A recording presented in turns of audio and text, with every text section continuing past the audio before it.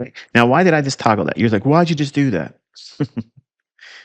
Because this low and where we are in terms of proximity here, this low, and then looking at it with it toggled, it's much easier to anticipate that if we're going to be bullish on dollar, it's likely to get down to this one versus this one having already done so on this day here. So previous day, it's already done it. So whenever we're looking at higher time frame daily charts, let's say it this way, you want to know which one is the easiest one to get to.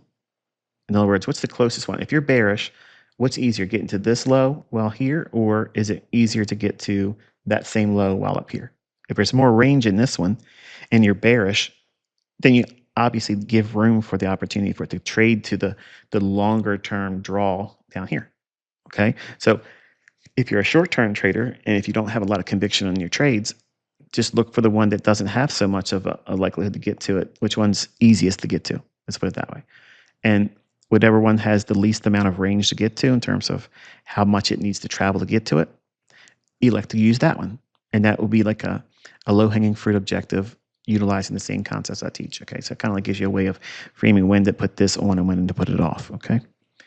All right. So that's for targeting and draws on liquidity. But specifically, I like using the toggled on and off to see where the volume imbalances are. Okay. And it's already been taught before, but I just toss something extra in there just for extra credit, no extra charge. So let's take a look at, here's the last candle we saw here. Okay, and I said that we would look for it to trade lower outside of this sell sign imbalance, buy sign inefficiency, quote unquote pseudo volume imbalance. So it gapped down. So trading back up into it should be seen as bearish, and we were looking at that here. And that was the last candlestick right here.